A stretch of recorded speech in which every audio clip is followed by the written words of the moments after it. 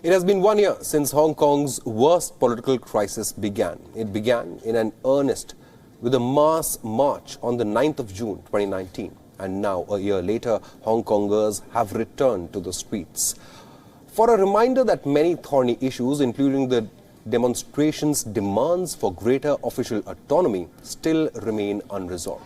The streets are crowded again. Hundreds are demonstrating, chanting defiant slogans and waving banners as they mark the anniversary of the Extradition Bill protest.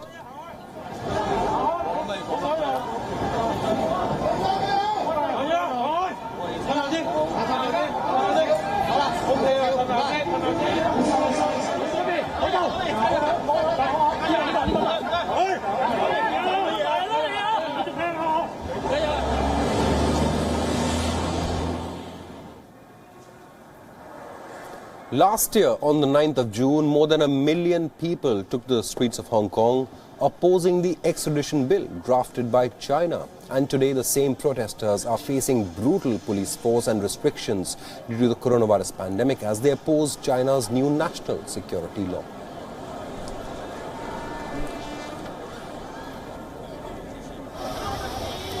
Protesters in Hong Kong have also taken inspiration from the protests in the United States over the brutal killing of George Floyd, while some demonstrations called for independence of Hong Kong. The rest of the gathering held up placards which read, "We can't breathe, free Hong Kong," and sang the country's national anthem, "Glory to Hong Kong."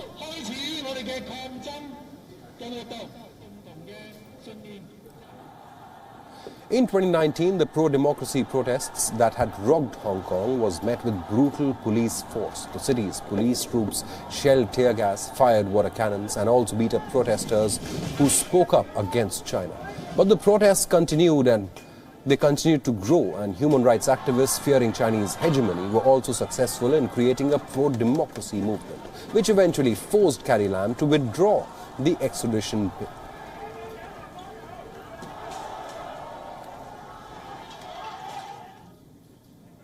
Hong Kong's leader, Carrie Lam, delayed that introduction of the bill, but anti-China demonstrations continued to create chaos in Hong Kong. Despite the withdrawal of the bill, protesters called for an investigation into police brutality and have also demanded a complete end to Beijing's efforts to undermine human rights in Hong Kong.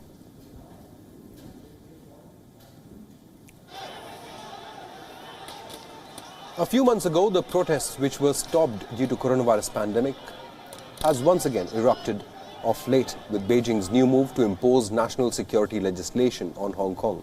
The legislation aims to tackle the alleged secession, terrorism and foreign interference in Hong Kong. Though the details of the law largely remain unclear, democracy activists fear legislation could erode the city's freedom.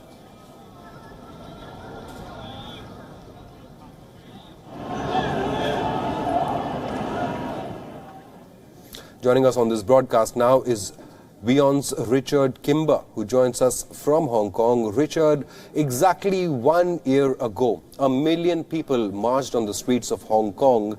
And given the sheer percentage of people in a particular area that were protesting, the Hong Kong protests were one of the most heavily participated protests by a percentage of population in an area. So it just showed the support that movement had. 1 year on, what has changed in Hong Kong? Because now Hong Kongers are raising their voice against the national security law by China. Well, that's right. And just an hour ago, the street behind me that you can see was again full of people. And for a moment, it really felt like last year as the streets were again being filled with demonstrations. That only lasted this time for about 15 or 20 minutes as police moved in very quickly to disperse that crowd, telling everybody that this was an illegal gathering, that because of coronavirus restrictions, no permit has been issued for protests of this kind at the moment. And so police very quickly, in large numbers and many in riot gear, dispersed that crowd, and people then spread into all the side streets near where I'm standing here. Now, I mean, relative to the mass marches that we saw last year, that kind of thing, we've not seen anything like that again, although it's clear from the protest organisers that that's what they're aiming for, to try and show their opposition to this national security bill. It's very difficult for them to do that at the moment because, as I say, there are coronavirus social gathering restrictions in place, and that means the police are not issuing permits for those types of gatherings. So as soon as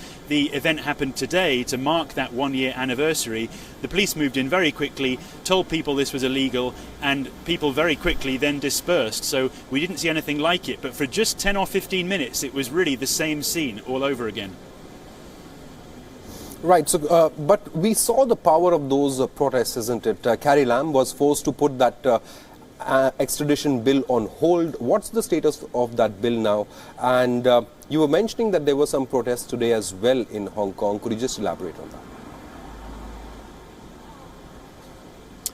Yes, well, firstly, as you asked about the extradition bill, when that was withdrawn last year, eventually, after months of protest, Carrie Lam made it clear that it was not only completely withdrawn, but there was no intention to resuscitate that bill, is how it got described in the local media here. That was effectively, as she put it in her final statement on the matter, she said the bill is dead. So that's really in the past, and for protesters it was seen as a victory ultimately because their large marches resulted in that happening. But this time, very different set of circumstances. This new bill, the national security law, is not being effectively introduced and pushed through by the Hong Kong government. This has been introduced by Beijing. And although the Hong Kong government has stressed very clearly only yesterday in a big webinar series to try and communicate better to the public that this is necessary, that China does this rather than Hong Kong doing it, and it's also, the government said yesterday, to make any doubts clear on this, it's also perfectly legal for China to do this according to the basic law arrangement that was set up when Hong Kong was handed back to China. But despite those reassurances from the government, people are very, very angry about this new bill. But there's a real sense here that no amount of protest is likely to make any difference because, as I say, this is not a Hong Kong government decision, really. This is a Beijing decision, and there's no sign here that Beijing will back down. So this bill is likely to come into effect by September, and the only thing that's not really clear is how much will protesters be able to continue their marches against this bill when it becomes perhaps clearer and clearer that there will be no backing down on this issue. Richard Kimber, thank you so much for joining us and getting us that live report from Hong Kong as the city marks 1 year of pro-democracy protests.